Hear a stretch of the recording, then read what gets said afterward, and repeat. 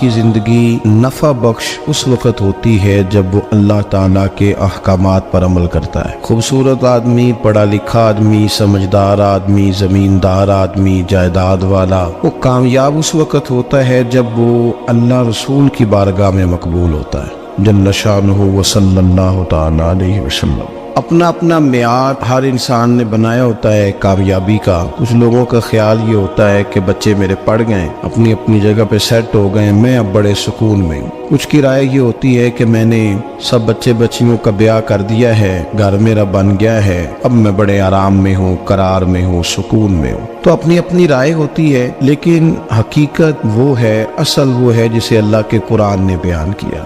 اللہ کریم نے فرمایا والعصر، اے محبوب علیہ السلام ہمیں آپ کے زمانہ مبارکہ کی قسم ہو، ان الانسان لفی خسر، فرمایا بے شک انسان خسارے میں، نقصان میں۔ اپنے تئیں کوئی دعویٰ کر لیتا ہے، آپ دیکھتے ہیں کہ بہت سارے لوگوں کے دعوے اپنے اپنے ہوتے ہیں نا۔ کسی بھی طالب علم سے آپ پوچھیں پیپر دے کے آئے تو پیپر کیسا ہوا ہے تو کیا کہتا ہے؟ جب کینڈیڈیٹ الیکشن لڑتے ہیں تو رات کو جب وہ سوتے ہیں تو سارے جیت کے ہی سوتے ہیں، ان کو سب یہی کہتے ہیں کہ لوگ سارے تیرے ساتھ ہی ہیں۔ حالات یہ جتنے بادشاہ حکمران ہوتے ہیں، ان کے بگڑنے کی بنیادی وجہ ہوتی ہے کہ یہ خوش فہمیوں میں مبتلا ہوتے ہیں۔ ہم میں سے بھی ڈھیر سارے لوگ ہیں جو خوش فہمیوں میں مبتلا ہیں۔ کچھ کہتے ہیں جناب ہماری نسبت بڑی تگڑی ہے۔ بھئی نسبت تو امام حسین سے تگڑی تو کسی کی نہیں نا، تو ساری رات نماز پڑھتے تھے، روزے رکھتے تھے، اللہ کو یاد کرتے تھے۔ آپ خالی نسبت پر بیٹھ کر عمل چھوڑ جائیں تو یہ کیسے ممکن ہے؟ تو اپنے اپنے تئیں لوگوں نے معیار کامیابی کے قائم کر لیے ہیں۔ اللہ فرماتا ہے کہ محبوب مجھے قسم ہو زمانے کی، انسان نقصان میں۔ یہ دن بدن جو وقت گزار رہا ہے تو اس کا نقصان، اس کا خسارہ، اس کا گھاٹا بڑھتا جا رہا ہے، روز نقصان میں۔ کتنا کتنا عمر کا حصہ لوگوں نے ضائع کر دیا، کتنے کتنے بہترین لوگ تھے لیکن روزی روٹی کے پیچھے وقت سارا برباد ہو گیا۔ یہ رزق حلال کے لیے دوڑ دھوپ ہو وہ تو بڑی بات، لیکن تکبر کے لیے اور خواہشات، بیجا خواہشات کی تکمیل کے لیے، ایک دوسرے سے آگے بڑھنے کے لیے بڑا وقت ضائع کیا لوگوں۔ اچھا کوئی بھی نہیں جیتا، خاندانوں میں بھی کوئی نہیں جیتا، برادریوں میں بھی کوئی نہیں جیتا، پر لڑائی ساری زندگی کی ہے، میں نے آگے گزرنا، میں نے آگے، حالانکہ کوئی کسی کو جیتنے دیتا ہی نہیں۔ اپنے اپنے تئیں لوگوں نے معیار قائم کیے کامیابی کے۔ اللہ فرماتے ہیں بے شک انسان نقصان میں ہے، لیکن جس میں 4 خوبیاں پائی جائیں، اللہ کا قرآن کہتا ہے وہ بندہ کامیاب ہو۔ کون کون سی؟ الا الذین آمنوا، سب نقصان میں نہیں سوائے ان لوگوں کے جو ایمان لائے۔ سب سے پہلے کیا کرے؟ ایمان ہو اس کے پاس، مضبوط ایمان، وعملوا الصالحات، اور ایمان بھی لائے اور نیک کام بھی کرے، اور صرف نیک کام نہ کرے، وَتَوَاصَوْا بِالْحَقِّ، لوگوں کو حق بات کی نصیحت بھی کرے۔ اور ظاہر ہے سچ بولے گا، حق بولے گا تو بڑے لوگوں کے مفادات کو ٹھیس پہنچے گی، کچھ لوگوں کو تکلیف بھی ہوگی، تو اب جب تکلیف ہوگی تو پھر مصیبت بھی آئے گی۔ تو اگر حق بات کہنی ہے تو پھر کیا کرے؟ وَتَوَاصَوْا بِالصَّبْرِ، اور ایک دوسرے کو صبر کی بھی وصیت کرے۔ 4 چیزیں پائی جائیں، ایمان، اعمال صالحہ، حق کی نصیحت، اس رستے میں آنے والی تکلیف پر صبر۔ اگر یہ 4 چیزیں میسر آتی ہیں تو اللہ کا قرآن کہتا ہے بندہ کامیاب ہے۔ اور اگر یہ 4 چیزیں نہیں تو پھر کوئی بندہ جتنا مرضی دعویٰ کرے، جتنا مرضی شور کرے، جتنا مرضی اعلان کرے، وہ کامیاب ہو سکتا۔ سب سے پہلے تو اپنا ایمان پکا کریں۔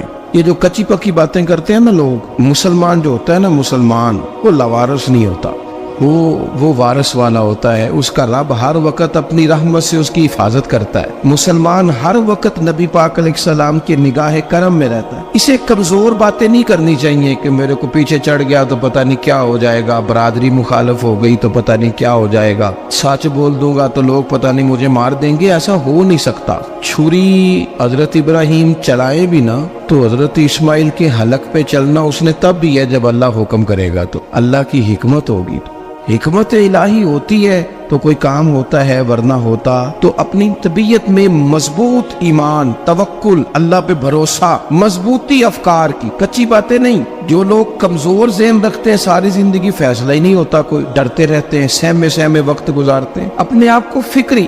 یہ جو ایمان ہوتا ہے یہ بندے کو طاقتور کرتا ہے۔ بندہ مضبوط ہو جاتا ہے. مجھے بتائیے نا، جب ایمان پکا ہو کہ روزی دینے والا اللہ ہے تو پھر بندہ کسی مالدار آدمی کے پیچھے کبھی بھاگتا ہے، کبھی کسی بڑے آدمی سے ڈرتا ہے؟ جب اسے پتا ہو کہ عزت اور ذلت اللہ کے دست قدرت میں، پھر وہ سیاستیں، سازشیں یہ کام کرتا ہے. تو پہلے تو مضبوطی ایمان درکار. ہمارے بچوں کے اندر، ہمارے مزاجوں کے اندر جب تک وہ مضبوطی ایمان، حضرت مولا علی شیر خدا کرم اللہ تعالی وجہ ان کریم ایک دفعہ بڑے علیل ہو گئے، کمزوری آ جاتی ہے، بندہ بیمار ہو جاتا ہے. تو ہمارے ہاں بیمار لوگ بعض اوقات ایسا جملہ بولتے ہیں جو کفر کے زمرے میں چلا جاتا ہے. آپ پریشان ضرور ہیں، تکلیف میں ضرور ہیں، لیکن آپ بات وہی کریں گے جو شریعت اجازت دیتی ہے. حضرت علی شیر خدا شدید علیل تھے.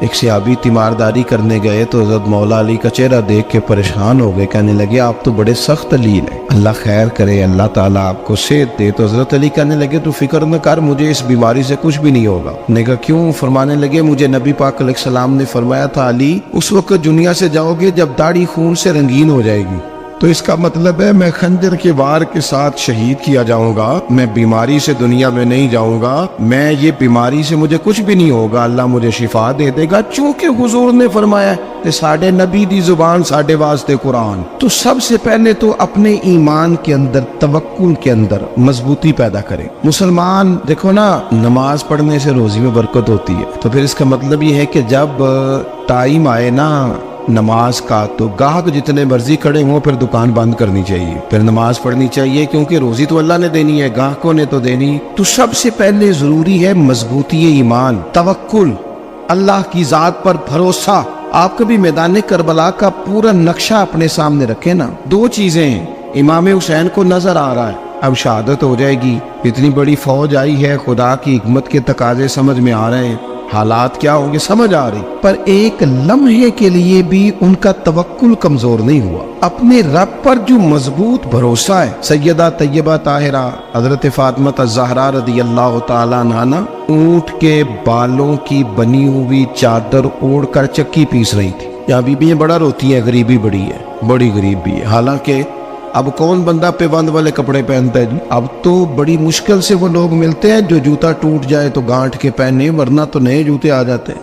حضرت سیدہ پاک اونٹ کے بالوں کی بنی ہوئی چادر اوڑھ کے چکی پیس رہی تھی. نبی پاک صلی اللہ علیہ وسلم نے دیکھا، آنکھوں میں آنسو ضرور آئے، پر محبوب نے فرمایا فاطمہ دنیا میں تھوڑی سی تکلیف برداشت کرو، قیامت کی ساری عزت اللہ آپ کو ہی عطا فرمائے گا. تو توکل کی مضبوطی، اللہ کی ذات پر بھروسہ، اپنے رب کریم کے ساتھ امیدوں کا وابستہ کرنا، اس سے مضبوطی آئے. دوسرا فرمایا وَعَمِلُوا الصَّالِحَاتِ، بہترین عمل کیا جائے، زندگی میں نیک اعمال کیے جائیں، وقت ضائع نہ کیا جائے، ہر وقت کوئی نہ کوئی کام بندہ کرتا رہے. یہاں بہت سارے لوگ ہیں جن کو لوگ نیک کہنا شروع کر دیتے ہیں نا، وہ سمجھ لیتے ہیں شاید ہم سچی مچی نیک ہیں. لوگ جو کہتے ہیں حضرت صاحب کی بلا، پیر صاحب کی بلا، میں یہ طالب علموں کو، دوستوں کو، بلکہ اپنے آپ کو بھی کئی دفعہ کہتا رہتا ہوں، اپنے آپ کو سمجھاتا ہوں کہ یہ لوگ تجھے کہہ رہے ہیں حضرت صاحب، یہ تو رات کو تو اپنے آپ سے پوچھنا، اپنے رب سے پوچھ. کبھی موقع ملے تو اپنی گریبان میں جھانک، غور کر کے تیری کیفیت کیا ہے. تنہائی میں تیرا دل اللہ سے جڑتا ہے کہ نہیں؟ عبادت میں دل لگتا ہے کہ نہیں؟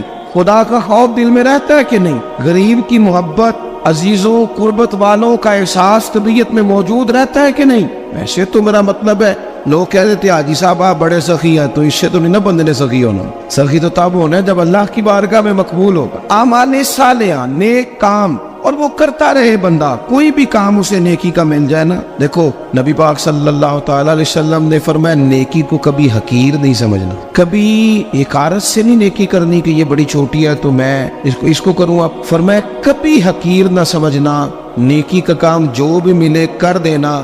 فرمایا اگر بھائی سے مسکرا کے ملو گے بھی نا تو اس پر بھی اللہ تمہیں صدقے کا ثواب عطا کرے گا. ہم تو اس دین سے کے ماننے والے ہیں جو کہتے ہیں تو گلی سے روڑا اٹھا دے، کانٹا اٹھا دے، کسی کی تکلیف دور کر دے، کسی پر گنجائش کر دے، کسی کے لیے آسانی کر دے. جو بھی خیر کا کام میسر آئے پورے دن میں اسے چھوڑے نہیں.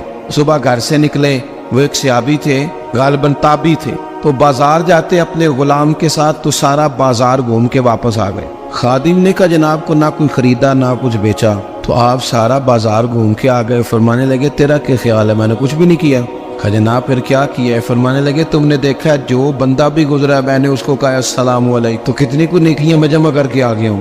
کوئی خیر جو میسر آئے. ہم سمجھتے ہیں کہ شاید کوئی کروڑ کو روپیہ ہوگا تو پوری مسجد بناؤں گا تو پھر میں نے نیکی کر دی ہے، شاید جناب میں، حالانکہ یہ چھوٹے چھوٹے کام ہے نا، چھوٹے چھوٹے کام، ان کی تو زیادہ ضرورت ہوتی ہے، ان کی تو زیادہ حاجت ہوتی ہے۔ کوئی آپ رستے میں گزر رہے ہیں تو نیچے کوئی کھڈا بنا ہوا ہے تو اس پر ہم کیا کرتے ہیں، گاڑی میں بیٹھ کے تبصرہ کرتے ہیں، اے روڈ کھورے کدو بننا ہے، بھئی یہ کھڈا ہے نا، تو آپ نیچے اترے نا، تو آپ دھابڑا لیں نا، کئی پکڑے نا، یہ تو 5 منٹ کا کام ہے، یہاں آسانی کر دیں نا، آپ اس میں گنجائش کر دیں۔ حضور سید عالم علیہ السلام نے فرمایا، امام راضی نے حدیث لکھی ہے، قیامت کے دن ایک بندے کو اللہ معاف کرے گا تو مالک وہ بندہ عرض کرے گا، یا اللہ میں تو بڑا گنہگار ہوں، کس وجہ سے معافی ہوئی؟ فرمایا رات کے وقت تو گزر رہا تھا، تیرے پیر سے روڑا ٹکرایا تھا، تو نے اٹھایا ادھر ادھر دیکھ کے کہ کوئی اللہ کے کسی بندے کو تکلیف نہ ہو جائے، کہ مالک کو وہ تو میں نے زمانہ بیت گیا، کوئی اتنی بڑی بات بھی نہیں سمجھی، تو رب کریم نے فرمایا تو رات کے اندھیروں میں بھی میرے بندوں کا خیال رکھتا تھا تو میں تیرا خیال نہ کروں؟ کوئی عمل ہمارے ہاں لوگ کوئی کام نہیں کرتے، بالکل نہیں، کوئی کام نہیں، نہ بڑے نہ چھوٹے نہ سمجھدار نہ ان پڑھ، کچھ بھی نہیں، نشستن گفتن برخاستن، بیٹھو راج کے گپے مارو، تبصرے کرو، فلانا کچھ نہیں کر رہا، فلانا کچھ نہیں کر رہا، اس کے بعد اٹھ کے چلے جاؤ، کچھ کریں، وعاملوا الصالحات، نیکیاں جمع کریں زندگی میں، خزانہ بنائیں، خزانہ، اپنی ڈیوٹیاں اپنی ذمہ داریاں پوری کریں، ہر وقت کام، ہر وقت ذمہ داری، ہر وقت ڈیوٹی۔ دیکھیں نا امام حسن اور حسین، ان کی آپ کبھی زندگی کا مطالعہ کریں، فرض نماز کے علاوہ 100 رکعت نماز نفل روز پڑھنی ہے، پتہ کرنا ہے غریب کہاں کہاں ہیں، ان کا خیال رکھنا ہے، اور نیرے پیسے نہیں دینے۔ ہمارے لوگ غریبوں کو پیسے ضرور دیتے ہیں، عزت نہیں دیتے، ان کو 4 پیسے کی مدد ضرور کر دیتے ہیں، پر عزت نفس کا خیال نہیں رکھتے۔ امام زین العابدین رضی اللہ تعالیٰ عنہ فرماتے ہیں، گزر رہے تھے، آپ دیکھیں نا، امام غزالی حدیث لائے ہیں کہ بندہ اور کچھ نہ کرے، کسی مومن کا دل راضی کر دے تو اللہ 60 سال کی نفلی عبادت کا ثواب عطا کرتا ہے۔ دل بدستاور کی حج اکبر است، از ہزارہ کعبہ یک دل بہتر است۔ کسی کا دل خوش کر دینا، اس کو راحت دے دینا، اس کو قرار دے دینا، اس کے لیے کوئی ایسا سامان کر دینا کہ بندہ مطمئن ہو جائے، سکون ہو جائے۔ یہ ہمارے ہاں جو لوگ ہوتے ہیں نا، سرکاری ملازمین، ڈیوٹیوں والے، ان کی طبیعتوں میں تلخی ہوتی ہے۔ یہ اگر صرف پیار کرنے لگ جائے نا، سے وابستہ لوگ میرے احباب میں سے ہیں، تو میں ان سے کہتا ہوں کہ شفا تو اللہ نے دینی ہے، چلو تم دعائی تو آج کے دیا کرو نا، تم آنے والے کی بات تو توجہ سے سنو۔ وہ بیچارہ اپنی بات، ہمارے ایک بزرگ تھے تو تعویذ لکھا کرتے تھے، بڑے عالم تھے، مجھے کچھ تھوڑی سی نا میرے دل میں ان کے بارے میں خفگی رہتی تھی کہ آپ اتنے بڑے عالم ہیں، آپ کتاب لکھیں، آپ تعویذ لکھ رہے ہیں، اور پھر لوگوں نے کمائی کرنی ہوتی ہے، آپ تو مفت دیتے ہیں سارا کچھ، اتنی لمبی ڈیوٹی، سارا دن بیٹھے رہتے ہیں آپ اور لکھتے تعویذ ہے۔ میں نے ایک دن ان سے گزارش کی، میں نے کہا شیخ آپ بڑے آدمی، جن لوگوں کو اللہ نے رسوخ فی العلم عطا فرمایا ہوتا ہے، ان میں سے آپ، اللہ نے آپ کو پختگی دی ہے، علم میں شعوری عالم میں، آپ سارا دن تعویذ۔ فرمانے لگے یار میں تعویذ نہیں لکھتا، اصل مسئلہ یہ ہے کہ جو تعویذ لینے آتا ہے وہ اپنا سارا دکھ سناتا ہے، تو میں تعویذ نہیں لکھتا، میں نہ بس لوگوں کے کلیجے ٹھنڈے کرتا ہوں، میں کسی کا، اب تو بچوں کے پاس ٹائم ہی نہیں، وہ تو ابا کا دکھ نہیں سنتے، تو بیٹھتے ہی نہیں۔ اماں کہہ رہی ہوتی ہے کہ پتر کو 10 منٹ میرے پاس بھی بیٹھا کر، لیکن پتر مصروف بڑا ہے، ویڈیو چڑھانی ہے اس نے۔ ہم الجھ گئے، یہ چیزیں انسان کو نفسیاتی طور پر کمزور کر دیتی ہیں، جو لوگ زیادہ یہ کام کرتے ہیں ان کے حافظے کمزور ہو جاتے ہیں، وہ الجھ جاتے ہیں، انہیں پتہ نہیں ہوتا رات میں نے کیا کہا تھا، صبح میں کیا کہہ رہا۔ ہر وقت نہیں، ضرورت کے وقت، ہر ٹائم نہیں، مخصوص اوقات میں۔ حضرت امام زین العابدین رضی اللہ تعالیٰ عنہ فرمانے لگے، ہم گزر رہے تھے، امام حسین ساتھ تھے، تو رستے میں نہ کچھ غربا، غریب لوگ بیٹھ کے کھانا کھا رہے تھے، کہتے ہماری ان پر نظر پڑی تو انہوں نے حضرت امام حسین رضی اللہ تعالیٰ عنہ سے کہا حضور آئیے، تشریف لائیے، کھانا کھائیے۔ وہ ضروری نہیں ہوتا آپ کو سب کا کھانا پسند ہی آئے، ٹیسٹ اپنے اپنے ہوتے ہیں، یہ ضروری تو نہیں۔ کھانا پسند نہ بھی آئے تو دل تو پھر بھی راضی رکھنا چاہیے۔ قربان جائیں، نبی پاک نے کس طرح ہماری تربیت کی۔ حضرت عائشہ صدیقہ رضی اللہ تعالیٰ عنہ فرماتی ہیں، کریم محبوب کا میں نے یہ طریقہ دیکھا کہ اگر کھانا ناپسند ہوتا تو چھوڑ دیتے، پر کبھی اس میں سے نقص نہ نکالتے، عیب جوئی نہ کر۔ گرمی کے موسم میں کھڑی ہے بیچاری خاتون، اور کتنی مشقت سے اس نے کھانا بنایا، اور کتنی گرمی صحیح ہے چولہے کے سامنے، لیکن صاحب کو کھانا رکھا ہے تو وہ کہتے ہیں یہ تو کی پکایا ہے، وہ کھانے والی چیز ہے، بھئی اس طرح کرنا، اب جو اگلی ہنڈی ہے وہ تو پکا، آنا تو کھڑا ہو۔ یہ پتہ چلی یہ کام کتنی مشقت کا ہے۔ زندگی میں کچھ تھوڑا سا دوسروں کا خیال رکھنا، یہ بھی تو دین کا حصہ ہے۔ آپ اپنی زندگی میں ہمیشہ اپنے لیے سوچیں، کسی اور کا سوچیں ہی نہ۔ تو میرے عزیز یاد رکھیں گے آپ، امام زین العابدین کہتے ہیں نبی پاک صلی اللہ تعالیٰ علیہ وآلہ وسلم نے نا حضرت امام علی مقام کی، امام حسن اور حسین کی اس طرح سے کچھ تربیت فرمائی تھی کہ غریب پروری ان کے اندر رچ بس گئی، مزاج بن گیا۔ وہ غربا بیٹھے تھے دسترخوان بچھائے سڑک کے کنارے، تو امام حسین گزرے تو انہوں نے آواز دی، امام صاحب لوگ ذائقہ نہیں لگے، حضور تھوڑی روٹی نہیں کھا لیتے ہمارے ساتھ؟ تو امام صاحب آ گئے، نیچے بیٹھ گئے غریبوں کے ساتھ۔ کوئی جرت کرے نا، چلو امیروں نے تو غریبوں کے ساتھ بیٹھنے کی جرت نہیں کرنی، کوئی پیر ہی بیٹھ جائے غریبوں کے ساتھ، وہی مہربانی کر دے کہ میں پیر صاحب ہوں، قبلہ ہوں، تو میں ہی چلو لنگر کھا لوں مریدوں کے ساتھ بیٹھ کے۔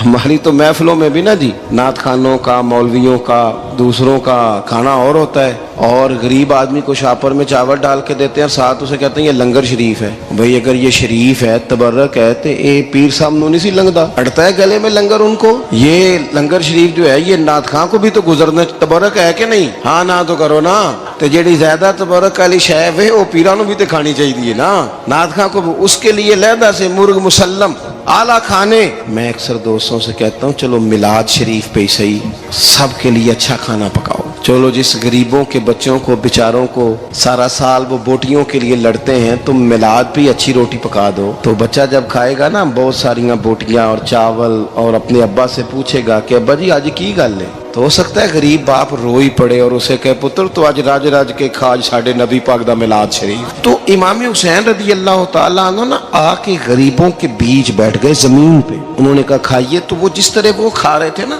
سادے برتنوں میں امام حسین کھانا کھانے لگ گئے۔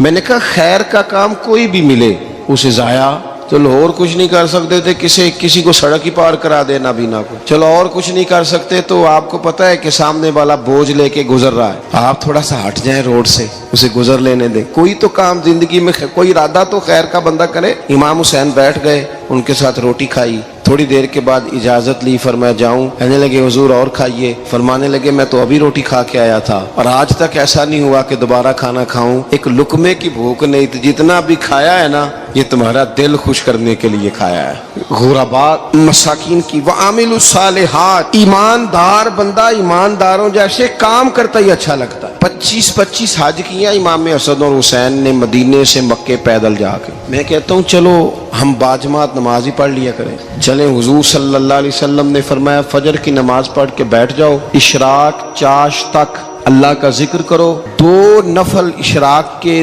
2 چاشت کے پڑھ لو، اللہ 2 حج اور 2 عمرے کا ثواب عطا کر دے گا۔ مشکل کام تو نہیں۔ اہل بیت نے ہمیں سبق یہ پڑھایا ہے، حضور کے اصحاب نے ہمیں سبق یہ پڑھایا۔ تیسری بات فرمایا وَتَوَاصَوْا بِالْحَقِّ، صرف یہ نہیں کہ تم نماز پڑھ کے تو بیٹھ جاؤ، تم نے نا بے نمازی کو نماز کی دعوت بھی دینی ہے، مظلوم پر ظلم ہوتا رہے اور کونے میں چپ کر کے بیٹھے نہیں رہنا، بلکہ اگر ہاتھ پکڑا جا سکتا ہے تو ظالم کا ہاتھ پکڑنا ہے۔ نبی پاک علیہ الصلوۃ والسلام نے فرمایا اپنے بھائی کی مدد کرو چاہے وہ ظالم ہو یا مظلوم ہو، بھائی کی مدد کرو چاہے ظالم ہو یا مظلوم ہو۔ تو صحابہ نے عرض کی یا رسول اللہ صلی اللہ تعالی علیہ وسلم یہ مظلوم کی مدد تو سمجھ میں آتی ہے، یہ ظالم کی مدد کیسے کریں؟ نہیں سمجھ آ رہی ہے آپ کو بات؟ یا رسول اللہ صلی اللہ تعالی علیہ وسلم مظلوم کے ساتھ کھڑا ہونا تو ہماری عقل میں آ گیا، تو ظالم کی مدد کیسے کرنی ہے؟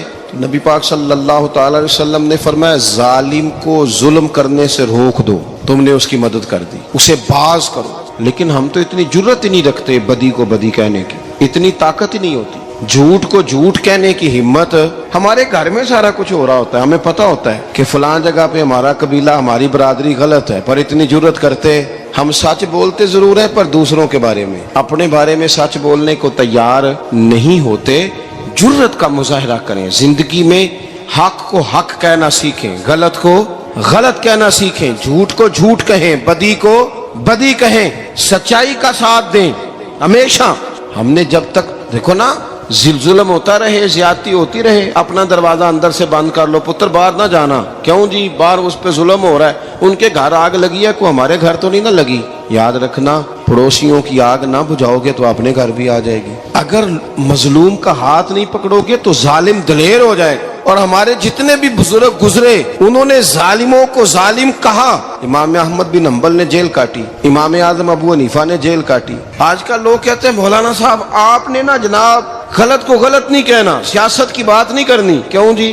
کس لیے نہیں کرنی؟ سیاست تو تدبیر کا نام ہے۔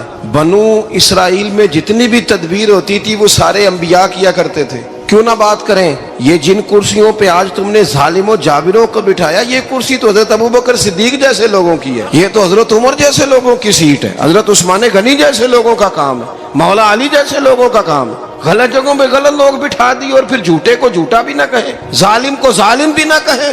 हमसे ना रकम होंगे कसीदे यजीद के, क्योंकि हम लोग तो हुसैन के सीरत निगार हैं। ये क्या बात हुई, आप सच्ची बात ही ना करें, कलीमा हक कहें, हमेशा खरी बात कहें, सच्ची, गरचे अपना नुकसान हो, हक के साथ खड़े होना सीखें। वतवासो बिल हक, सारी आसानी थी, इमाम हुसैन को कोई मसला नहीं था, आराम से बैठे थे। आज कितने मौजों में बैठे हैं, पीर साहिबान, मौलवी साहिबान, खतीब साहिबान, सियासतदान, वडेरे, मौज लगी हुई है, किसी को कुछ नहीं कहना, कुछ कहेंगे तो फिर बंदे मुखालफत करेंगे। तो इमाम हुसैन मस्जिद नबी में जुमा पढ़ाते थे, चुप करके बैठे रहते, हुजूर सैयद आलम अलैहिस्सलाम के मज़ार अनवर के पास बैठे थे, बैठे रहते। लेकिन इमाम हुसैन ने फरमाया, जालिम हुक्मरान बने तो वो कौमों को तकलीफ देते हैं, वो मिली नुकसान करते हैं, वो उम्मत का चेहरा मोहरा बिगाड़ के रख देते हैं, लिहाजा खड़े होना पड़ता है, कलिमा हक कहना पड़ता है, इलाए कलिमतुल हक के लिए निकलना पड़ता है। आप अपनी जिंदगी के अंदर सच्ची बात करना सीखें। इलेक्शन के दिन आ गए, मेरे एक बड़े मोहब्बत वाले साथी थे, वो आ गए वोट के लिए। वैसे भी ये जो बीमारी हमारे मुल्क में है ना जी,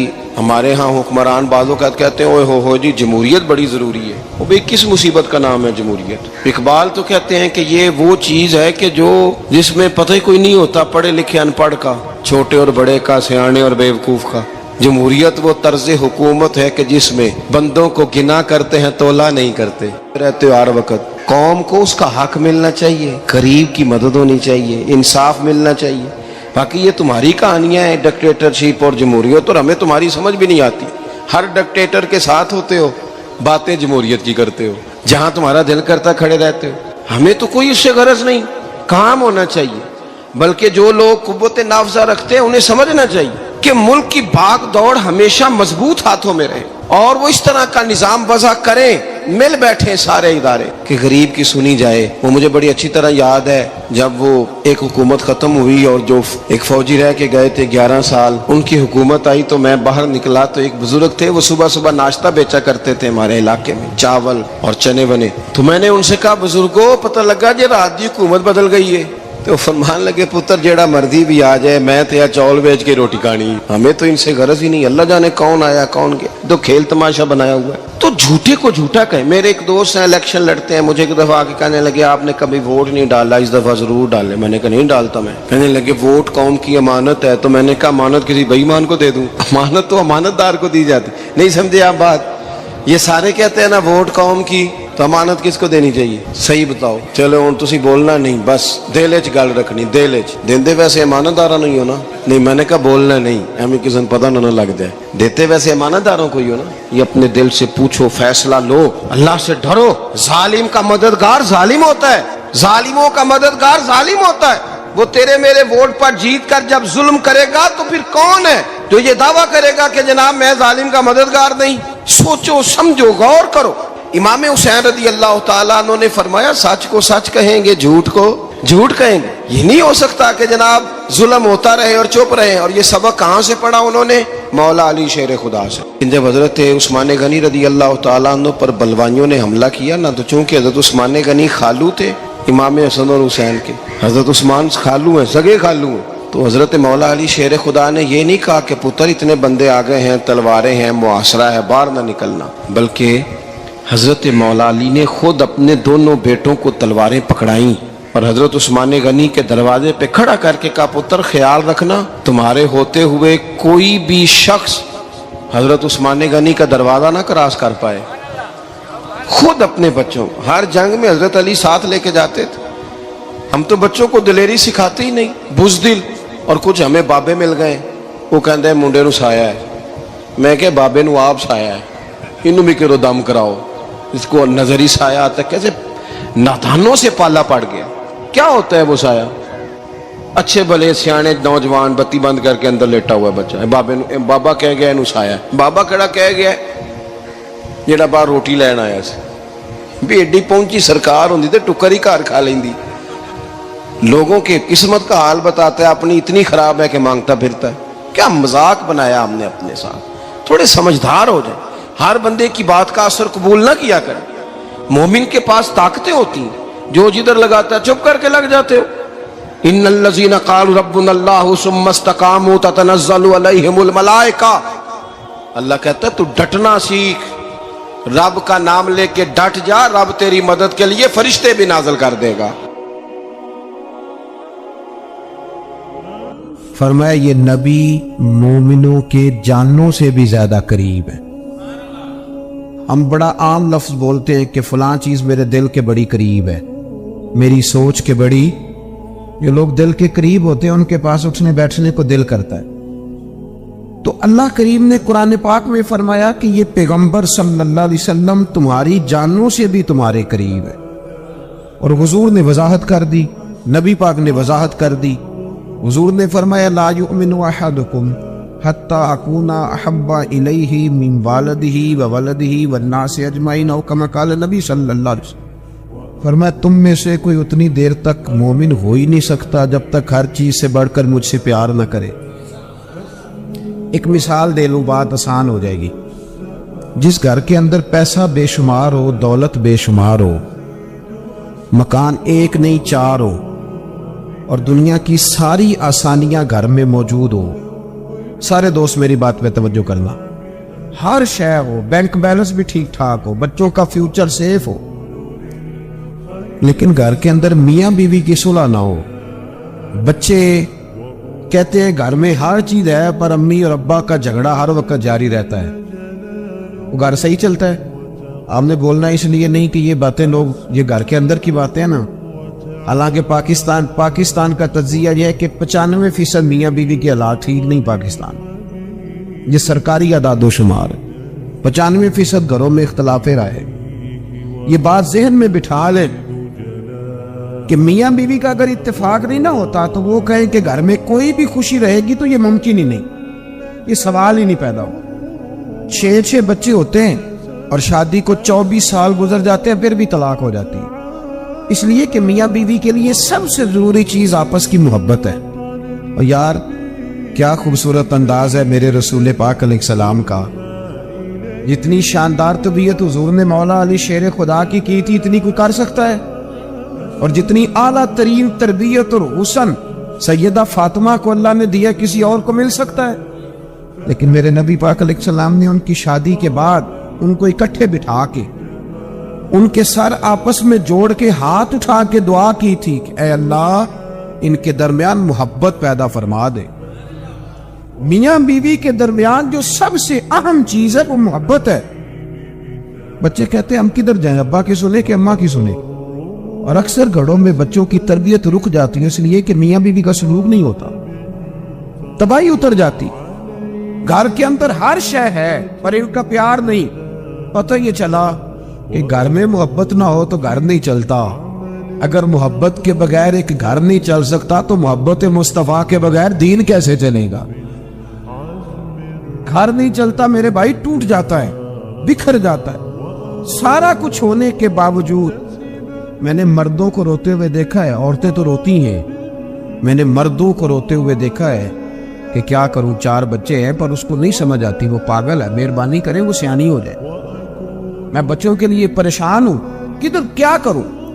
یعنی عورت اگر وفادار اور پیار کرنے والی نہ ہو تو مرد کو آنسو نکل آتے ہیں کہ یہ سیانی ہوتی تو میرا گھر بن جاتا. او بھائیو پیار بڑا ہی ضروری ہے، یہ محبت بڑی ضروری ہے، اس کے بغیر نہیں نظام چلتا. محبت ہو جاتی ہے نا. چلیں ایک واقعہ سناتا ہوں آپ کو، بات زیادہ مضبوط ہو جائے گی. داتا گنج بخش علی حجویری داتا صاحب نے لکھا ہے، یہ آج کل کا جو جدید نوجوان طبقہ ہے وہ ذرا بات جلدی سمجھ جائے گا. داتا صاحب رحمۃ اللہ لکھا ہے، حضرت عبداللہ بن مبارک رحمۃ اللہ علیہ سے کسی نے کہا کہ آپ بڑے زبردست محدث ہیں اور اتنی وارفتگی والے صوفی کم ملتے ہیں جتنے آپ ہیں، وجہ کیا ہے؟ تو حضرت عبداللہ بن مبارک فرمانے لگے مجھے نہ توبہ کرنے سے پہلے ایک عورت سے عشق ہو گیا تھا. عورت سے، بڑی توجہ سے بات سمجھنا. آپ فرماتے میرا گھرانہ نمازی تھا. یہ داتا صاحب نے لکھا ہے کشف المعجوب. حضرت عبداللہ بن مبارک فرماتے ہیں کہ جس عورت سے مجھے عشق ہو گیا نا اس کے محلے میں جا کے میں عشاء کی نماز پڑھتا تھا اور پھر ساری رات میں اس کے گھر کے گرد رہتا تھا. وہ آدھی رات کو تھوڑی دیر کے لیے چھت پہ آتی تھی، 2-1 باتیں ہوتی تھی، میں لوٹ آتا تھا۔ فرماتے ایک رات میں نے عشاء کی نماز اس کے محلے میں جا کے پڑھی، قاری صاحب نے کچھ آیات لمبی پڑھا دی تو مجھے غصہ آیا۔ کہہ دیتے نا لوگ مولویوں نے کام کو نہیں سانو تے اور بھی ہیں، تو کہتے ہیں کہ نماز لمبی پڑھا دی تو مجھے غصہ آیا کہ جلدی پڑھاؤ۔ فرماتے ہیں نماز وہاں پڑھی، سخت سردی تھی، رات لمبی تھی، میں اس کے گھر کے گرد جا کے تو منڈلانے لگا کیونکہ مجھے اس سے محبت تھی۔ فرماتے ہیں کہ 1 گھنٹہ 2 گھنٹے 4 گھنٹے 5 گھنٹے حتیٰ کہ سحری کا وقت ہو گیا اور پھوٹنے لگی تو وہ بھاگتی بھاگتی چھت پہ آئی اور کہنے لگی کہ گھر میں رش بڑا ہے، مہمان زیادہ ہیں، آج بات نہیں ہو سکے گی۔ کہتے یہ لفظ کہتے وہ نیچے اتر گئی۔ جب میں وہاں سے واپس نکلا تو فجر کی اذان شروع ہو گئی۔ یوں سمجھ لیں کہ 13 گھنٹے 14 گھنٹے بیت گئے۔ حضرت عبداللہ بن مبارک فرماتے اچانک میں نے اپنے دل پہ توجہ کی، ساری رات وہ آئی نہیں تھی پر مجھے اس پہ غصہ بھی کوئی نہیں آیا، مجھے وہ بری بھی نہیں لگی۔ ساری رات اس نے کھڑا رکھا لیکن میرے دل سے اتری بھی نہیں۔ کوئی نہیں سمجھ آئی آپ کو میری بات؟ فرماتے ہیں کہ پھر میں نے اپنے دل پہ توجہ کی تو مجھے سمجھ آئی کہ مجھے اس سے کھرا پیار ہے، سچا پیار ہے۔ یعنی اس نے آدھا جملہ کہا کہ میں مجبور ہوں تو میں نے اس سے مزید نہ قسم اٹھوائی نہ گواہ مانگے، میں اس کی وہ مجبوری بھی فوراً ہی مان گیا۔ تو جناب عبداللہ بن مبارک فرماتے ہیں کہ جب میں نے وضو کر کے مسجد میں جا کے 2 سنتیں پڑھی تو میرے اندر سے آواز آئی، عبداللہ اگر ایک بی بی کے لیے تو ساری رات کھڑا رہ سکتا ہے اور اس کی سخت بات، سخت انتظار بھی تجھے غصہ نہیں دلاتا، اگر عورت کے عشق میں سارا کچھ ہو سکتا ہے تو رب رسول کے عشق میں بھی ہو سکتا ہے۔ پھر ان کی بتائی ہوئی تراویحاں تجھے غصہ نہیں دلائیں گی، پھر ان کا کہا ہوا روزہ تجھے غصہ، پھر تو یہ نہیں کہے گا کہ بڑا مشکل کام ہے جی گرمیاں دے روزے نے، پھر تیری زبان سے کوئی لفظ اس لیے کہ محبوب پر غصہ۔ تو کسی اردو کے شاعر نے کہا تھا کہ اس نے کہا تھا عشق ایک ڈھونگ ہے، تو میں نے کہا تجھے عشق ہو خدا کرے، پھر کوئی تجھے اس سے جدا کرے، پھر تو اسے تسبیحوں پہ پڑھا کرے، پھر تو گلی گلی پھرا کرے، پھر تو اسی کا نام جپا کرے، پھر میں کہوں کہ عشق ایک ڈھونگ ہے اور تو نہیں کہا کرے۔ ایک صاحب نے مجھے ایک دفعہ فون کیا اور سنگی ہیں، وکیل ہیں، بیوی ان کی پروفیسر ہے، کہنے لگے جی آپ کے ایک بزرگ نے کہا ہے کہ صحابہ نبی پاک صلی اللہ علیہ وسلم کا بول مبارک، پیشاب مبارک پی جاتے تھے۔ لوگوں کو بڑی جلدی ٹینشن ہونے لگ جاتی ہے ان چیزوں کی، بڑی جلدی۔ اس رستے کے مسافر نہیں نہ ہوتے، اس رستے کے مسافر نہیں۔ انہوں نے کہا جی کہ صحابہ حضور کا لعاب دہن اپنے چہرے پہ مال لیتے تھے، ناک سے ریٹھ نکالتے تھے تو مال لیتے تھے، یہ کیسے ہو سکتا ہے؟ میں نے ان سے کہا کہ تمہاری عقل میں بات نہیں آئے گی، تمہارا شعبہ نہیں نا، تمہارا یہ شعبہ۔ کہنے لگے آپ سمجھا دیں۔ تو میں نے کہا بھائی سنو، آپ کی بیوی امیر خاندان سے ہے، ہماری بچیاں جو پڑھی لکھی ہوتی ہیں نا امیر خاندان سے ہوتی ہیں، یہ جب کسی کے گھر جاتی ہیں نا تو ان کا بچہ پیشاب کر دے تو انہیں بڑی بدبو آتی ہے، اور اگر وہ کہہ کر دے تو یہ بھی کہہ کرنے لگ جاتی ہیں۔ ہوتا ہے کہ نہیں ہوتا؟ اور گھر آ کے کہتی ہیں وہ بڑے جاہل ہیں، صفائی نہیں کرتے، بچے نے ادھر ہی پیشاب کیا ہوا تھا، میں تو جو کھا کے گئی تھی وہ بھی باہر آ گیا۔ کہنے لگے جی بالکل یہ بھی ایسے ہی کرتی تھی۔ تو میں نے کہا جب اس بچی کا جو بڑا ناک چڑھاتی ہے، جب اس کی اپنی شادی ہو جائے، اپنا بچہ ہو جائے اور بچہ بالوں میں پیشاب کرے، پھر بھی کیا آتی ہے؟ کیوں؟ اس لیے کہ اپنا بچہ ہے۔ اور میں نے کہا میاں فرق اتنا ہے کہ صحابہ کا اپنا نبی تھا۔ یہ جب محبت ہو جاتی ہے نا تو پھر گھن نہیں آتا، پھر کوئی اور پھر مصطفیٰ کریم کا بول مبارک تو اللہ نے ویسے ہی پاک فرمایا ہے۔ تو میں نے کہا یہ باتیں اتنی دیر ہوتی ہیں جتنی دیر تک بچہ غیر کا ہوتا ہے، جب بچہ اپنا ہوتا ہے تو پھر یہ گفتگو، جب تک بچہ غیر کا تھا، آواز کم کریں گی تھوڑی، جب تک بچہ غیر کا تھا اس وقت تک کہہ بھی آ رہی تھی، بدبو بھی آ رہی تھی، گھن بھی آ رہی تھی، اور پھر بچے نے الٹی کر دی، اماں کے کپڑوں پہ کر دی، اس کے گود میں کر دی، لیکن پھر اماں کو کوئی تکلیف، یوں اب کیا ہوا ہے؟ اب اس سے پیار ہو گیا، اب اس سے محبت ہو گئی۔ پھر بڑے بڑے سردار، یہ بخاری مسلم ہے، عروہ بن مسعود ثقفی ابھی غیر مسلم تھے، جب حدیبیہ کے مقام پہ آئے تو واپس جا کے انہوں نے پیغام مسلمانوں کو نہیں دیا، عالم کفر کو دیا، عالم کفر کو جا کے کہنے لگے کافروں مسلمانوں سے کبھی جنگ نہ کرنا. کہا کیوں؟ کہنے لگے میں حدیبیہ میں دیکھ کے آیا ہوں اور میں کوئی بے وقوف آدمی نہیں، نادان نہیں کہ دیکھ کے آیا ہوں تو مطمئن ہو گیا ہوں. میں نے بڑے بڑے بادشاہ دیکھے ہوئے، میں سفیر ہوں، میں نے دنیا دیکھی ہے، لیکن جو تعظیم مصطفیٰ کریم کے غلام ان کی کرتے ہیں وہ میں نے کسی کو کرتے نہیں دیکھا. وہ میں نے نہیں دیکھا. کہا کیا دیکھا ہے ہو؟ یا تو ہمارے یہاں درود و سلام پڑھنے والے بھی غریب لوگ رہ گئے. سنیں جی، آپ باتیں نہ کریں، بڑی مہربانی میری بات سنیں. ہمارے یہاں تو میلاد کے جھنڈے اٹھانے والے بھی غریب لوگ رہ گئے. ناراض تو نہیں ہو گئے آپ حضرات؟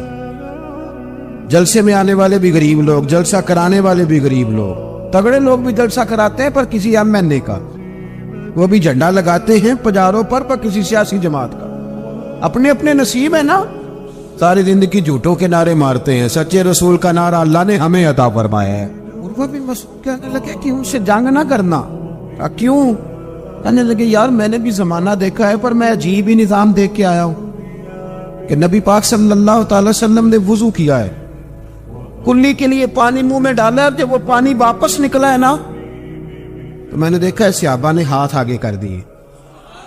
اور عروہ کہنے لگا یہ سارے غریب لوگ نہیں تھے، ان میں بلال حبشی جیسے غریب بھی تھے اور عبد الرحمن ابن عوف جیسے سیٹھ بھی تھے.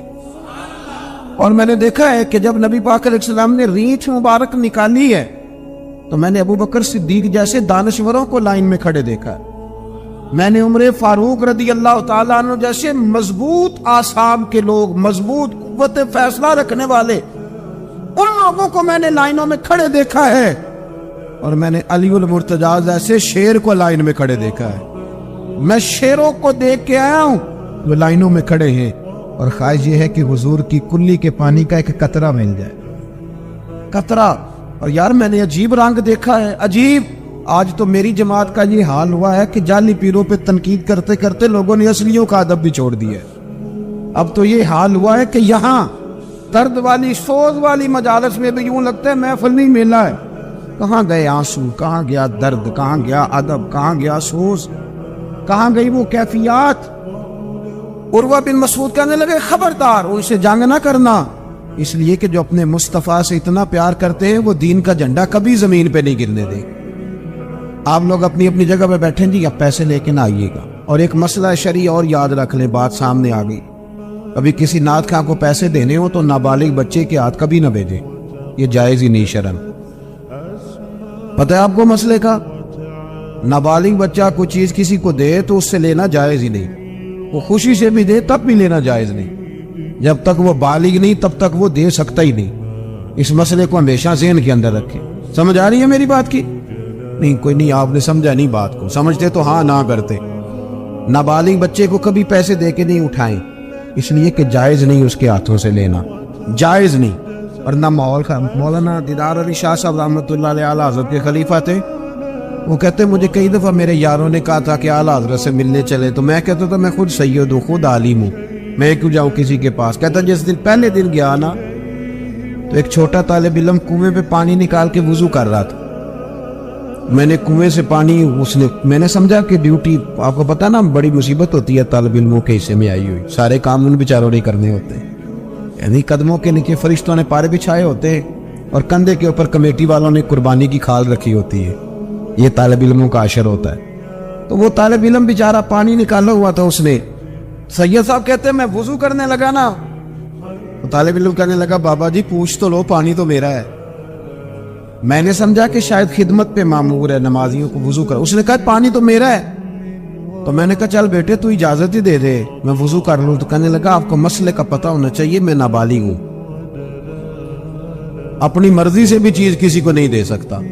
سید صاحب کہتے ہیں میں نے اللہ اکبر کہا اور میں نے کہا دیدار علی شاہ تو بڑا عالم ہے اور احمد رضا کے تو نابالغوں کا علم بھی تجھ سے زیادہ ہے. اس کرمت ہے اہل دول رضا اور پڑے اس بلا میں میری بلا، میں تو گدا ہوں اپنے کریم، میرا دین پارا ہے نانے. آمدام برسر مطلب رسول پاک کی محبت یہ انسان کو سجاتی ہے، سنوارتی ہے، تکبر دور کرتی ہے، عاجزی پیدا کرتی ہے. یہ روح کا وضو کراتی ہے. جب حضور کی محبت میں لوگ روتے ہیں تو پھر انسان کا دل صاف ہو جاتا ہے. نبی پاک کی محبت انسان کو آداب کا پابند کرتی ہے. وہ نعت کے ساتھ وابستہ ہو جاتا ہے، مسجد کی صفائی کرنا اس کے لیے آسان ہو جاتا ہے۔ حضور سے محبت ہوتی ہے تو بہانے نہیں کرتا بندہ کہ اب میں رمضان سے نماز شروع کروں گا، حج کر کے آؤں گا تو نیک بنوں گا، داڑھی رکھوں گا تو لوگ کیا، پھر یہ بہانے ختم ہو جاتے ہیں۔ اس لیے کہ محبت عمل کرنا آسان کر دے، محبت آسانی پیدا کرتی۔ حضرت ابو بکر صدیق رضی اللہ تعالیٰ عنہ سے کسی نے پوچھا تھا کہ آپ سب سے زیادہ راضی کب ہوئے؟ حدیث بخاری مسلم میں بھی ہے، پر کنز المال سے عرض کر رہا ہوں، وہاں تفصیل زیادہ ہے۔ حضرت ابو درداء رضی اللہ تعالیٰ عنہ فرماتے کسی نے پوچھا راضی کب ہوئے؟ انسان بڑی دفعہ راضی ہوتا ہے نا، جب مسلمان ہوئے تھے تب بھی بڑے راضی ہوئے ہوں گے، جب اللہ نے بیٹا دیا تھا تب بھی بڑے راضی ہوئے ہوں گے، اور پھر اللہ نے انہیں امیر المومنین بنایا۔ یہ سارے وقت ہوتے ہیں نا خوشی کے۔ کہا راضی کب ہوئے؟ تو صدیق اکبر بیٹھ گئے، فرمانے لگا بتاتا ہوں۔ اب بتائیے، فرمانے لگے اس دن بڑا ہی راضی ہوا تھا جس دن میں نبی پاک کو مکے سے مدینے لے کے جا رہا تھا صلی اللہ علیہ وسلم، میں بڑا راضی ہوا۔ کہا کس طرح؟ تو حضرت صدیق اکبر فرماتے ہیں جب ہم مکے سے مدینے جا رہے تھے تو گرمی زیادہ تھی، میں نے دیکھا کہ حضور کو پسینہ آ رہا ہے اور پسینے کے قطرے میں نے چہرے پر ٹپکتے دیکھے۔ فرماتے میں پریشان ہو گیا کہ کوئی ٹھنڈا سایہ ملے تو میں حضور کو تھوڑا آرام کراؤں۔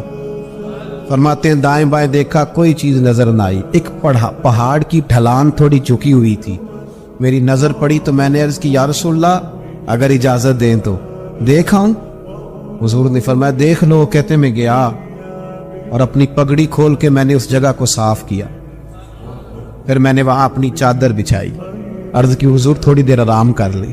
وہ بھائی یہاں لوگ کہتے ہیں تعلیمات کی بات کرو، نماز روزہ حج زکوٰۃ کی بات کرو، اور جب تک ذات سے پیار نہیں نہ ہوتا بندہ بات بھی نہیں مانتا۔ یہ محبت مصطفیٰ ہوگی تو سارے کام آسان ہو جائے۔ عشق رسول صلی اللہ تعالی علیہ وسلم آسان کر دے گا جینا۔ اعلیٰ حضرت فرماتے ہیں عشق تیرے صدقے جلنے سے چھٹے سستے، جو آگ بجھا دے گی وہ آگ لگائی ہے۔ حضور صلی اللہ علیہ وسلم کے لیے میں دیکھ کے آیا سایہ۔ آپ فرماتے ہیں پھر میں نے عرض کی یا رسول اللہ صلی اللہ علیہ وسلم تھوڑی دیر آرام کریں۔ کہتے ہیں حضور لیٹ گئے تو میرے دل میں خیال آیا کہ کوئی ٹھنڈی چیز ملے نا تو مصطفیٰ کریم کو پیش کرو۔ کہتے ہیں دائیں بائیں دیکھا تو ایک چرواہا بکریاں چرا رہا تھا، اس سے میں نے کہا کہ دودھ دے دو گے تھوڑا سا؟ وہ کہنے لگا کہ اگر آپ ڈیرے پہ مانگتے تو 3 دینار، یہاں 4 دینار کا۔ آپ فرمانے لگے میں نے تو سوچا تھا تو بہت بڑی قیمت مانگے گا، صرف 4 دینار۔ کہتے اسی وقت دیا۔ میں نے اسے کہا کہ پانی کہاں ملے گا؟ ذرا دیکھنا، یہ صحابہ روایت کر رہے ہیں، محدثین قبول کر رہے ہیں، جرح و تعدیل کے بعد اپنی کتب میں لا رہے ہیں، اس کا مطلب ہے یہ بھی دین کی اصل ہے، اس کا مطلب ہے یہی بنیادی دین ہے جو ہمارے محدثین نے ہم تک پہنچایا۔ میرے رسول کریم علیہ السلام کے غلاموں، حضرت ابو بکر صدیق رضی اللہ تعالیٰ عنہ کہتے ہیں میں نے کہا کہ پانی کہاں ملے گا؟ وہ کہنے لگا پانی بڑی دور ہے۔ میں نے کہا کتنی دور ہے؟ کہنے لگے وہ پہاڑ کے پیچھے۔ میں نے کہا سفر نہ بتا، بس تو رستہ بتا، اس لیے کہ جب عشق سکھاتا ہے آداب خود آگاہی، پھر کھلتے ہیں غلاموں پہ اسرار شہنشاہی۔ بتا جانا کہاں ہے؟ حضرت ابو بکر صدیق رضی اللہ تعالیٰ عنہ کہتے اس نے کہا پہاڑی کے پیچھے کنواں ہے۔ آپ فرماتے میں دوڑا گیا، لکڑی کے پیالے میں وہاں سے پہلے میں نے ہاتھ دھوئے، پھر میں نے پیالہ دھویا، پھر پانی بھرا، پھر میں تیزی سے واپس آیا۔ آ کر کے میں نے اس چرواہے سے کہا یار اس طرح کرو، پہلے اپنے ہاتھ دھو لو، پھر بکری کے تھن دھو لو، پھر مجھے دودھ دھو دو۔ کہتے مجھے کہنے لگا بڑے صاف ستھرے لگتے ہو، بڑے نفیس ہو۔ اور میں نے کہا یار میری بات نہیں، جن کے لیے لے کے جانے انہیں اللہ نے بڑا پاک صاف پیدا فرمایا، جن کے لیے لے کے جانا ہے ان کی بڑی شان ہے۔ جناب ابو بکر صدیق فرماتے اس نے مجھے کہا تو خود ہی دھو لے۔ فرماتے میں نے پہلے بکری کے تھن دھوئے، پھر دودھ دھویا، شدید گرمی، پھر وہ پیالہ لے کے میں کنویں پہ گیا، پھر وہاں سے پانی نکالا، پھر میں نے اس کو رکھ کے پیالے کو اس پانی میں ٹھنڈا کیا۔ جب دودھ ٹھنڈا ہو گیا تو میں اب آ رہا ہوں، آہستہ آہستہ اس لیے چل رہا ہوں کہ دودھ گر نہ جائے، اور پریشان اس بات میں ہوں کہ دیر ہو گئی تو دوبارہ گرم نہ ہو جائے۔ آپ فرماتے لا کہ میں محبوب کی بارگاہ میں حاضر ہوا تو حضور کی آنکھ مبارک لگی ہوئی تھی۔ اب دل میں خیال آیا جگہ میں سکتا نہیں، اور اگر حضور دیر سے اٹھے تو پھر گرم ہو جائے گا. کہتے ابھی میں کھڑا ہوا ہی تھا کہ میرے مصطفیٰ نے آنکھیں کھول دی. رسول کریم علیہ السلام نے آنکھیں کھولی. حضرت ابوبکر صدیق فرماتے ہیں گھٹنوں کے بل بیٹھ کر جب میں نے وہ دودھ کا پیالہ مصطفیٰ کو پیش کیا اس پردیش میں، اس سفر میں، جب دائیں بائیں کوئی اور نہیں تھا، جب وہ میں نے پیش کیا نا، حضور نے پہلے 3 گھونٹ پیے. فرمانے لگے ابو درداء یہ وہ 3 گھونٹ پی کے میری طرف دیکھ کے حضور مسکرائے نا تو میں کھل کے رویا، میں کھل کے رویا.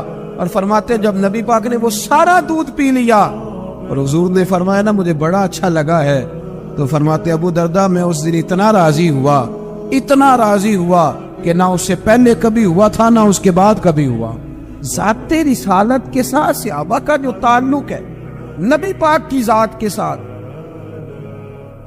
یہ نا عقل مند آدمی بیچارہ ساری زندگی بحث ہی کرتا رہتا ہے. میں نے دیکھے ساری زندگی. حضرت ملا رومی فرمایا کرتے تھے اللہ نے لوگوں کو عقل دی ہے استعمال کرنے کے لیے، پر لوگ ساری زندگی عقل کے ہاتھوں استعمال ہوتے رہے. عقل مندوں کا مرشد بھی کوئی نہیں ہوتا. کئی میری طرح کے پڑھے لکھے ہوتے ہیں ان کا بھی پیر کوئی نہیں ہوتا، وہ خود ہی بہت بڑے پیر ہوتے.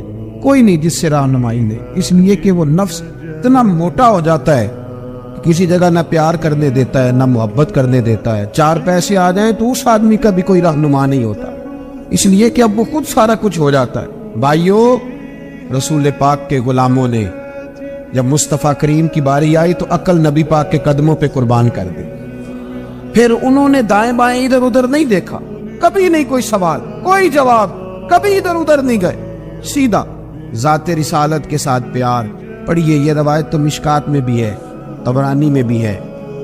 صلح حدیبیہ کا معاہدہ لکھا جا رہا تھا. توجہ ہے میرے دوستو، ہم ویسے ساری زندگی یہی سنتے رہے ہیں کہ الامر فوق الادب، حکم ادب پہ فوقیت رکھتا ہے، سنا یہی ہے. لیکن صلح حدیبیہ کا معاہدہ لکھا جا رہا تھا. لکھنے والے تھے مولا علی شیر خدا رضی اللہ تعالی عنہ.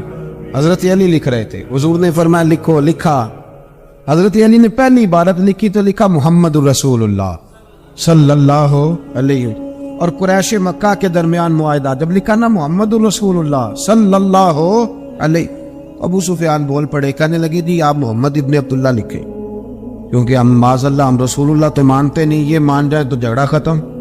محمد ابن حضور محمد ابن عبداللہ بھی ہیں نا، اور محمد رسول اللہ بھی ہیں.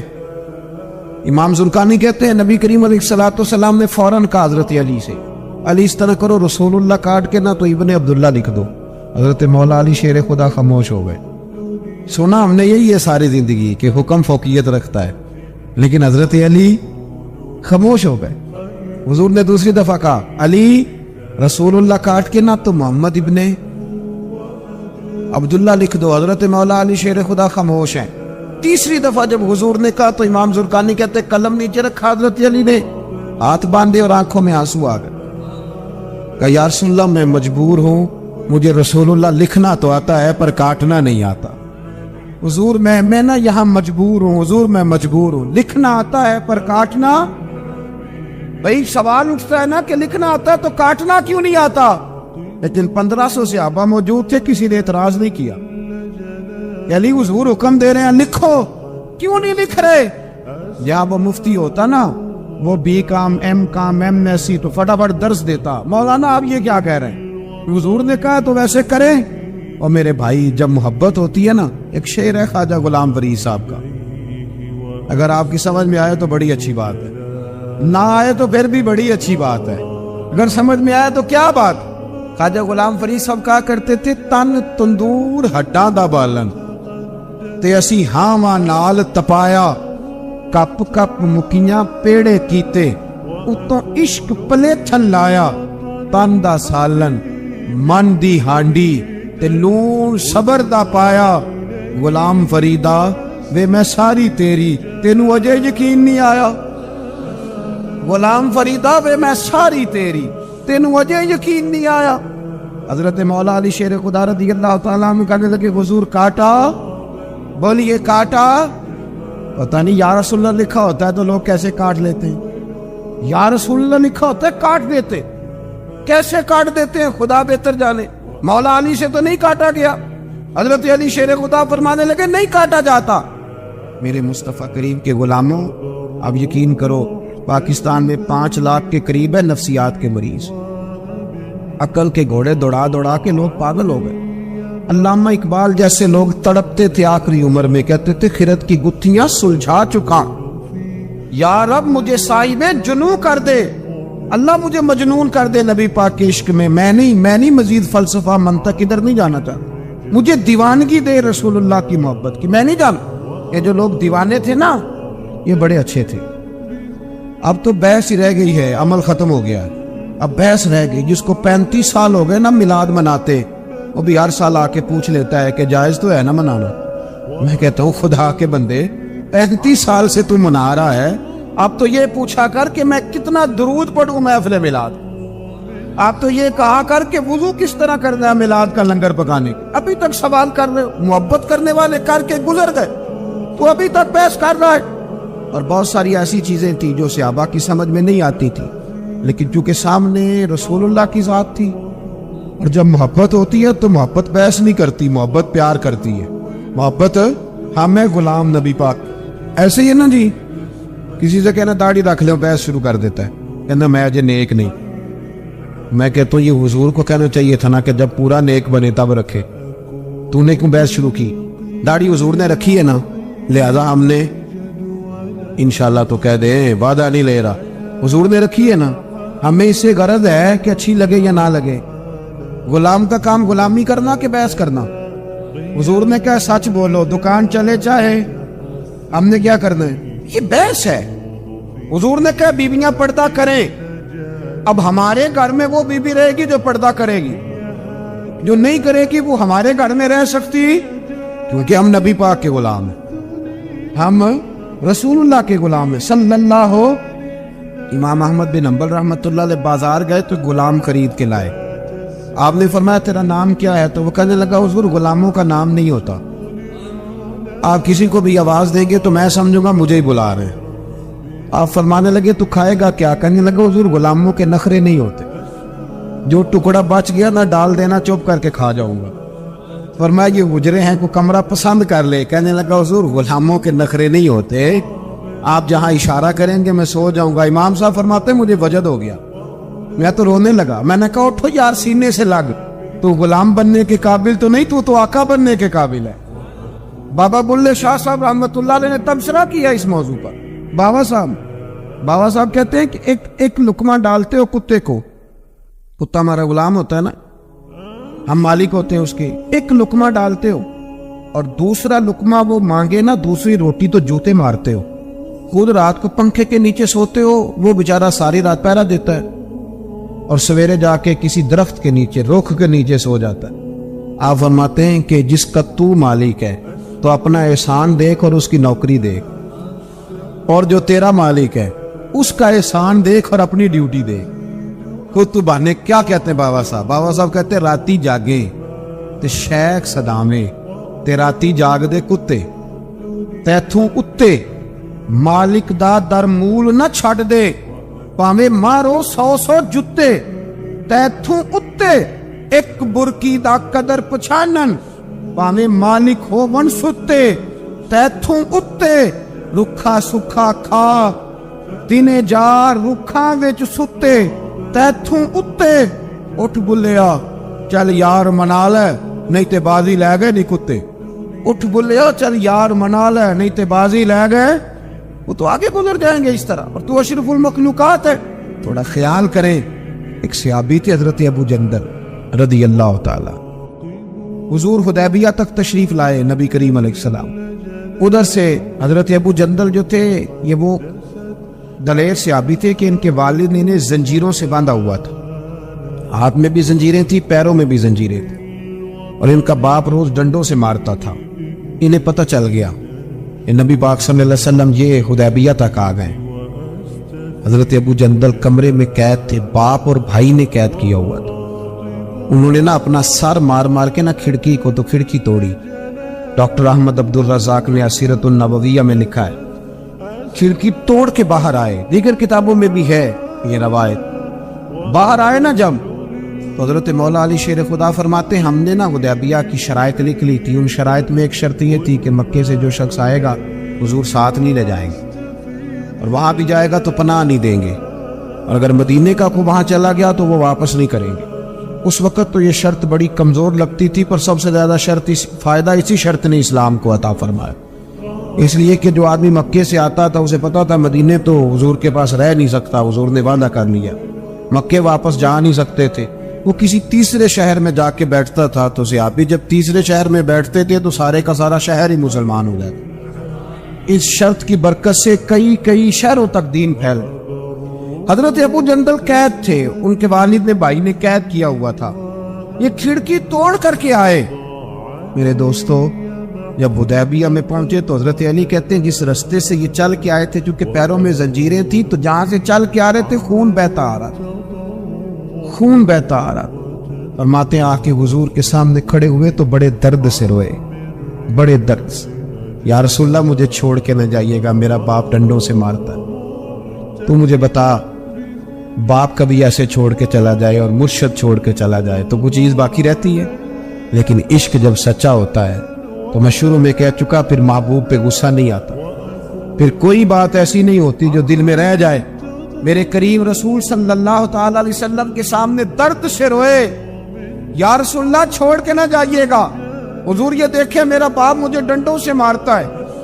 حضرت علی کہتے ہیں کہ چونکہ معاہدہ طے ہو گیا تھا, ابھی دستخط نہیں ہوئے تھے, ہمارا دل کر رہا تھا کہ حضور اجازت دے تو ہم ان کافروں کے پرخچے بکھیر دے, اتنا بھی کوئی ظلم کرتا ہے. لیکن کہتے ہیں حضور اٹھے, حضرت ابو جندل کا سر محبوب نے اپنے کندھے پہ رکھا. جناب ابو جندل بھی کھول کے روئے. ایک باری میری آنکھیاں چو اونا نے اتھرو پونجے سن, ان تے چسکا پہ گیا رونے دا, تے ہر ویلے آہو زاری دا. کہتے کھل کے روئے حضرت ابو جندل, کہا حضور مجھے چھوڑ کے نہ جائیے گا. جب وہ رو رہے تھے تو ابو سفیان اٹھے, کہا آپ نے وعدہ کر لیا, لے جا نہیں سکتے. ایک صحابی نے کہا بھی تو دستخط نہیں ہوئے, کہا نہیں پھر ہم توڑتے ہیں معاہدہ. سننا بات, غور کرنا, عقل کہاں تک انسان کو پریشان کرتی اور محبت اسے کتنا سلیقہ سکھاتی, کتنی اطاعت اور اتباع سکھاتی ہے. نبی کریم علیہ السلام نے نا حضرت ابو جندل کو تسلی دی, اور پھر حضور نے تھپکی دے کے نہ کندھے پہ فرمایا تیرا تھوڑا سا امتحان رہ گیا, دل پہ ہاتھ رکھ کے بتانا کام بڑا مشکل ہے, تیرا تھوڑا سا امتحان رہ گیا ہے. جناب ابو جندل کو یہ کہہ کے حضور نے رخ انور پھیرا تو ان کے والد نے گریبان سے پکڑا, کھینچ کے لے گئے اور کہنے لگے ان کے ساتھ تو معاذ اللہ جانا چاہتا تھا جو تجھے لے کے نہیں گئے, ان کے ساتھ. جناب ابو جندل نے باپ کا ہاتھ جھٹکا, اٹھ کے کھڑے ہوئے, کہنے لگے زیادہ باتیں نہ کر, میرا تو ایمان پہلے سے زیادہ مضبوط ہو گیا ہے کہ میرا رسول وعدوں کا پکا ہے, میرا تو ایمان پہلے سے مضبوط ہو گیا. اور کیا شاندار لفظ لکھے ڈاکٹر صاحب نے. حضرت ابو جندل کہنے لگے ابا آپ تو اس طرح کر رہی, میری یہ زنجیریں کھول دے, ہاتھوں کی بھی کھول دے, پیروں کی بھی کھول دے, اور مجھے بتا میں نے کس کمرے میں قید ہونا ہے, تو بس بتا دے کہاں قید ہونا ہے. اب میں تیرا قیدی نہیں ہوں, اب میں محمد عربی کے حکم کا قیدی ہوں. جب تک رسول اللہ صلی اللہ علیہ وسلم کا نیا حکم نہیں آتا میں قید میں رہوں, اور میں خوشی کے ساتھ رہوں گا. جتنے کفار وہاں کھڑے تھے نا, جتنے کھڑے تھے, جتنے حضرت ابو جندل کے والد سمیت, وہ کہتے ہیں ہماری توجہ باقی معاملہ سے ہٹ گئی اور جناب ابو جندل کی طرف چلی گئی. یہ بھی رنگ ہوتا ہے, یہ بھی. وہ کیا کہا تھا میاں صاحب نے, میاں صاحب فرمانے لگے کچا رنگ للاری والا جیڑا چڑھ دا لیندا رہندا, اے عشق تیرے دا رنگ محمد چڑھ جائے پھر نہیں لیندا. یہ پکا رنگ ہوتا ہے. اپنے آپ کو سمیٹیں, دین کے ساتھ کچھ رشتہ بناؤ گے تو لمبا نہیں چلے گا, لمبا نہیں چلے گا. جو بوجھ سمجھ کے نماز پڑھتے ہیں نا, وہ تو زور سے عصر تک مسجد کے حجرے میں گپے لگا رہے ہوتے ہیں, عصر کی اذان ہوتی ہے تو کام یاد آ جاتا. یہ بہت بڑی سزا ہے. ساری زندگی انسان باقی سارے کام دلچسپی سے کرے اور نماز اس پر بوجھ رہے تو اسے توبہ کرنی چاہیے کہ کہاں کوئی ایسی کوتاہی ہے جس کی وجہ سے یہ سارا کچھ ہے. میرے بھائی, جب محبت ہوتی ہے پھر سجدے بھی طویل ہوتے, جب محبت ہوتی ہے پھر قرآن پاک کی تلاوت کی بھی کثرت ہوتی ہے, جب محبت ہوتی ہے سارے کام آسان ہو جاتے ہیں.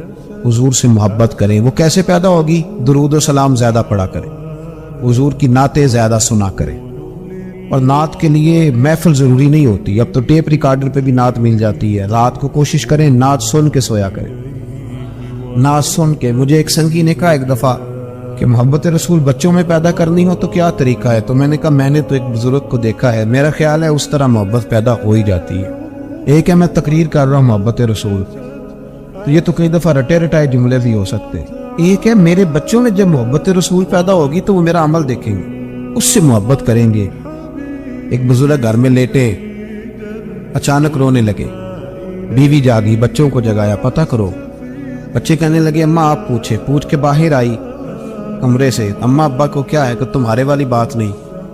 اتنا زور زور سے کیوں رو رہے ہیں؟ حکیم طبیب کا معاملہ ہے, ڈاکٹر کا, تو بلاتے ہیں کہ بیٹا تمہارے والی بات. کہ اماں بتائیں تو صحیح ماجرا کیا ہے؟ کہ بیٹا کچھ بھی نہیں, تمہارے ابا کو مدینہ یاد آتا, رسول اللہ کا شہر یاد آتا ہے, اس درد سے رو رہے ہیں. بتاؤ بچوں میں محبت رسول پیدا ہوگی کہ نہیں ہو؟ وہ تڑپ آئے گی کہ نہیں آئے گی؟ وہ سمجھیں گے نا اس بات کو کہ یہ بھی ایک دکھ ہے, یہ بھی ایک تکلیف. لیکن اگر ابا صرف اسی لیے روئے کہ 10 لاکھ ڈوب گیا ہے, اسی لیے روئے کہ وہ سامنے والا پلاٹ نہیں مل رہا, تو پھر بچوں میں محبت نہیں پیدا ہوتی, لالچ ہی پیدا ہوتا ہے. عمل ہمارا, کردار, کچھ تو آنسو ایسے ہو جو ہم نے نبی پاک کے لیے سنبھال کے رکھے, جو مدینہ شریف جا کے بہانے ہو, محفوظ کر کے رکھے ہوں. دعا کرتا ہوں اللہ تعالیٰ کی بارگاہ میں اللہ ہمیں اپنے محبوب کی سچی غلامی عطا فرمائے, غلامی میں زندہ رکھے, غلامی میں موت عطا فرمائے. آمین. آخر دعوانا